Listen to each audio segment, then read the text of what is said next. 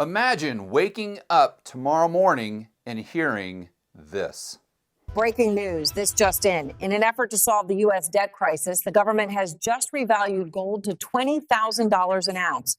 Now, that may have been artificial intelligence, but there's some very high-level macro thinkers like Luke Gromen with real intelligence that have been talking about how the United States may try to solve their debt crisis by revaluing gold to $20,000 an ounce, if not higher. And this is something they could be doing very, very soon.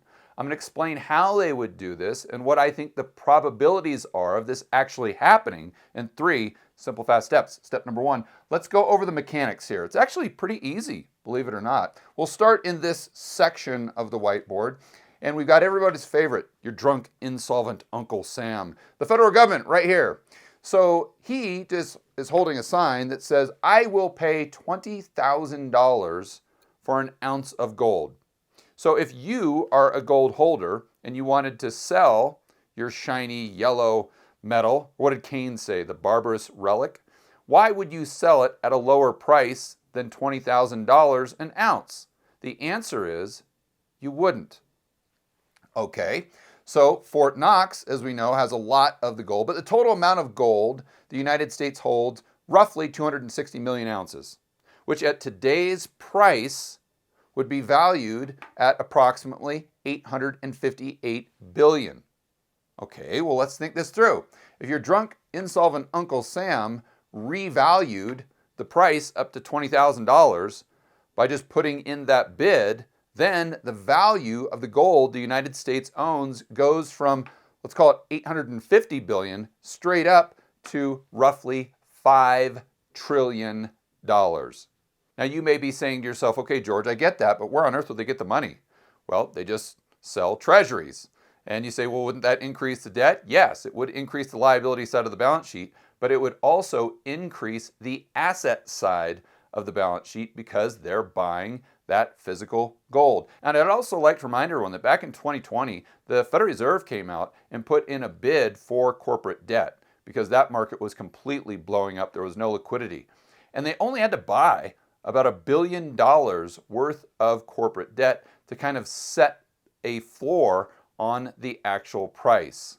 So my point here is, number 1, they would increase the liability side, but they'd also increase the asset side, basically a wash. And also, in my opinion, they wouldn't have to buy that much to go ahead and reset that price from where it is today all the way up to $20,000, if not higher. Okay, great. So very straightforward. Now let's go over and look at the Treasury, Scott Bessent, and the Federal Reserve, Jerome Powell. We've got assets on the left, liabilities on the right. Currently, $37 trillion in debt, call it, for the federal government. But they have the gold that we were talking about earlier. And the Federal Reserve, they have the TGA as a liability on their balance sheet. That's basically the checking account for the Treasury. Now, believe it or not, the Federal Reserve has this secret monetary manual. At least no one's that I know of has really ever heard of it other than Luke Gromen. He's the one that pointed it out to me on Twitter when we were going back and forth about this. And this is actually a real thing. We're going to go to it in just a moment. So I guess they just give this to their employees when you get hired at the Federal Reserve. They just give you this Fed monetary policy manual. I guess that's how it works. But in section 2-10, they talk about how the Treasury can issue these gold certificates. Sounds very fancy, but it's just a financial gimmick. And this is the key to this whole thing working out. Okay, so the Treasury can issue these gold certificates. We got it? All right. And these gold certificates have perceived value to an entity like the Federal Reserve. Again, this is just accounting gimmicks back and forth here, but they are legal. Okay, so those gold certificates issued by the Treasury go onto the Fed's balance sheet. They buy all of them, which represents a claim on the gold they have as an asset. So they buy $5 trillion worth of these gold certificates. So then they've got those gold certificates as an asset, and they have the $5 trillion of liabilities that they just deposited into the TGA. So now the Treasury's balance sheet changes, in the sense they have $5 trillion in cash, but they also have the liabilities, those gold certificates they sold to the Federal Reserve, and of course, they still have the $37 trillion in debt they started with. But what they can do is effectively buy down the debt. So they take it from 37 trillion to 32 trillion. Now, I know a lot of you right about now are kind of scratching your head and saying, okay, George, I thought this solves the debt problem or the debt crisis. They still have 32 trillion, for heaven's sakes. It's not like this takes it down to zero. And you would be correct. Right now, the debt to GDP for the United States is around 120%. And this is what's got us in this crisis mode. But a lot of these high-level thinkers, like Luke Gromen and many others, believe that if we could just get the debt down to about 60 to 70% of GDP, historically speaking, this would dodge the bullet. And this would take us from a point of crisis back to a point where the debt of the United States is sustainable. And this is really the key. It's not about taking the debt from 120% of GDP all the way down to zero. It's just getting us back to a position where we're not having to worry about the supply-demand imbalance in the Treasury market. I know some of you right about now that are really paying attention are looking at this and saying to yourself, okay, George, the GDP of the United States right now is about 30 trillion. And if you and Luke are telling me that we could get it down to 32 trillion, I don't need artificial intelligence to know that 32 trillion is higher than 30 trillion. So how does this get us back to the 70% that would be sustainable and the key to all of this working? And this is a great observation. But what we haven't gone over yet, and what I'm going to go over in step number 3, are the knock-on effects of revaluing gold. And unfortunately, or fortunately, however you want to look at it, those knock-on effects are what would take the debt to GDP of the United States down to 70%. Unfortunately, we would have to pay a very steep price. Remember, at the end of the day, there is no free lunch. Step number 2. So does the Treasury and the Federal Reserve, the government, have the authority to actually do this? And the answer, like we said before, is unequivocally yes. Now here is where I've got it. I think I misspoke in step number 1. It's not the Fed Monetary Policy Manual. It is the Fed's Financial Accounting Manual for Federal Reserve banks. And very recent here. This is May 2025. This is why you watch the George Gammon channel, to get all the insider intel you're not going to find anywhere else in these source documents that are hidden deep in the bowels of the Fed's website. All right, that they probably don't want you to know about, and they definitely don't want yahoos like me talking about it on YouTube. So here we go. Section 2.10, right here in plain daylight. This isn't some sort of conspiracy. Gold certificate account. The Secretary of the Treasury is authorized to issue gold certificates to the reserve banks to monetize gold held by the U.S.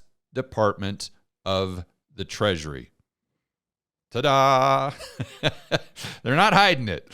At any time, Treasury may reacquire the gold certificates by demonetizing the gold. I think it's interesting that they're actually using the word monetizing. They're just, well, yeah, that's what we're doing, because that has negative connotations.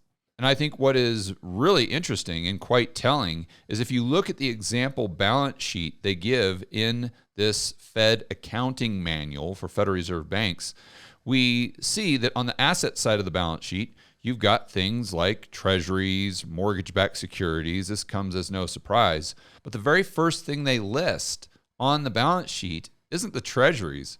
It isn't the mortgage-backed securities or the account they have for it. It's the account they have for the gold certificates.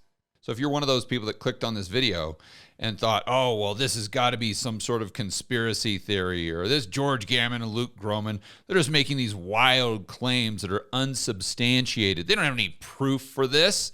Well, For those people, I would direct you right to the interwebs. You can pull this up yourself. Go right to the Fed's manual, and you will see that revaluing gold to $20,000 an ounce and monetizing it to try to solve the debt problem is just as legal as doing quantitative easing. Step number 3. So what's the downside to solving the United States debt crisis by revaluing gold up to $20,000 an ounce higher? And do I think the government is actually going to do this? First and foremost, before we get into the downside, let's go over the upside, which is the gold bugs would get rich. Not just rich, their wildest dreams would come true. They'd be like Scrooge McDuck, just swimming in all of their gold coins. But according to Luke Gromen, this would likely take us right into a doom loop. More on that in just a moment. But before we go into the doom loop, let's look at how the government collects money and spends it right now. Currently, they'll tax the average Joe and Jane, or they will go ahead and sell them treasuries, and the government will take that money, and I'm oversimplifying here, but then they'll spend it into the real economy, giving it to them, or Moody. Now, you'll notice I said them because I don't know Moody's preferred pronouns. Excuse me, Mr. Big Shot Macro Guy. My personal pronouns are... Shut up, Moody. Nobody cares about your stupid preferred pronouns. Just take your blue hair, go back to your little safe space, and let us get on with more serious stuff with this whiteboard video. Okay, so the bottom line is the government takes money from the average Joe and Jane and spends it into the real economy. You'll notice here that no currency units were created. We don't have any additional currency units. We're just taking them from over here and putting them over here. But if the government revalues gold and then the Fed monetizes this gold, we would have a lot more currency units. In fact, we'd have 5 trillion more currency units. So when the government, your drunk insolvent Uncle Sam, takes those currency units, those dollars, and spends them into the real economy, and he'd be doing this by giving the $5 trillion to the treasury holders that are allowing those treasuries to mature instead of issuing new debt. And let's not remember, this guy right here, he represents the Scrooge McDuck gold bugs that are now as rich as all the Bitcoiners. So now they can compete for those Lambos. So anyway, we've got the additional purchasing power with all the Scrooge McDuck gold bugs, and we have 5 trillion of additional purchasing power with the people who allowed those treasuries to mature and didn't buy new treasuries, so now they have this cash in their pocket. They spend that out into the real economy. What happens to prices? You guys know the answers. They go straight up from $5 to $10 here on this for sale sign. And what does that do to interest rates? 10-year treasury, 30-year treasury. Well, likely those interest rates are going to skyrocket. Well, this takes us right back into a similar debt crisis we talked about in step number 1, where the interest rate on all the government's debt, even though it was only 70% of GDP, would be so high that it would put them into an unsustainable position. So then the Fed has to come in and buy those treasuries. Luke Gromen talks about yield curve control. So let's just say they peg the long end of the curve at whatever, 2.5%. So the Fed would have to buy every single treasury, or as many treasuries as necessary, to make sure the interest rate on the 10-year treasury never went above 2.5%. But wait a minute, where's the Fed getting this money? Well, the Fed, and I'm oversimplifying here, would print this, they would create it out of thin air, that goes into the coffers of your drunk insolvent Uncle Sam, and that's what they're spending back into the economy. But this is brand new money. This adds to the amount of currency units, opposed to the way they're doing it over here, where it doesn't increase the amount of dollars that are chasing goods and services. So you see what happens is they revalue, this creates inflation, this creates higher interest rates. The Fed has to monetize the debt in addition to the gold. They have to do yield curve control. And effectively, and again, I'm way oversimplifying here for the sake of this video, but that creates more currency units going to Uncle Sam that didn't exist before. He spends those out. That creates higher inflation, higher interest rates, and then you're in this inflationary doom loop that's almost impossible to get out of. So do I think this is going to happen? Well, let me answer that two ways. First, does the government need to do this? The answer, in my view, is no. Because this whole theory is predicated upon the supply of treasuries mattering. So if the supply goes higher and higher and higher and demand stays the same, then interest rates will go up. There's going to be no buyers for the US debt. Interest rates continue to go higher and higher and higher. This is the argument for why the debt to begin with is unsustainable. But I don't think supply really impacts treasury yields. Editor, go ahead and throw up a chart of interest rates on the 10-year treasury going back to 1980, and then also throw up a chart of the United States debt, and you can see they're actually inversely correlated. And there's a very good reason for this, but we'll have to save that for a topic of a completely separate video. But do they need to do this, and will they do this, are two completely separate questions. So my base case would probably be they won't, because it is a little extreme, although I would never put it past Trump, that's for sure. But I would say, if I'm giving it a probability, if this narrative becomes more and more and more prevalent throughout the mainstream media to the point where it's going to impact voters' decisions in, let's say, the midterm, then I think the probability of the Trump administration revaluing this to $20,000 an ounce, if not higher, would probably be at least 10%. Because again, this is something that's very easy to do, and they have just as much authority to do this, monetize the gold, as they do to do quantitative easing and buy treasuries. And if I would have suggested to you that the Fed was going to do quantitative easing way back in 2007, you would have told me that the probabilities were almost zero. But we know what happened over the last, let's just say, 15 years. We've had the Fed's balance sheet go from $800 billion all the way up to, at its high point, almost $9 trillion. And it's at the point now where quantitative easing is no longer something that's a conspiracy theory or something that's an extreme policy that the Fed would never do. It's actually part of their normal toolkit. So in the future, why wouldn't their normal toolkit also include buying gold certificates or monetizing gold, just like they've monetized treasuries and mortgage-backed securities? Oh, but wait, there is more. It's not all fun and games for the gold bugs in this scenario. Why is that? Because if these gold bugs are storing their gold and the value goes up substantially, what's going to happen to their storage costs?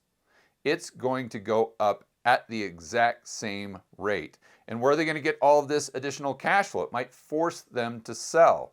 Well, actually, for those Scrooge McDuck gold bugs, I've got a solution for them. And it's something that I'm doing right now with my own personal gold. It brings me to the sponsor of this video. It's Monetary Metals. This is a company where you actually store your gold with them and they pay you an interest rate paid in gold. Now, I know it sounds too good to be true, but I can assure you it's real. And I've had an account with them over the last maybe 3 or 4 months, and it's going extremely, extremely well, which is why I agreed to have them on as a sponsor. So if you want to find out more about how you can get paid on your gold instead of having to pay these outrageous storage fees that, if gold goes to $20,000 an ounce, will go way, way, way higher, you can check out monetary-metals.com/gammon. And if you want to find out more about how their business model works and how they're able to pay you an interest rate in gold, you can check out the explainer video that I have in the description of this video. Again, you can check them out at monetary-metals.com/gammon, or if you want to, just give them a call, tell them George sent you. They're very, very nice. They can answer all of your questions to see if Monetary Metals is a good fit for you.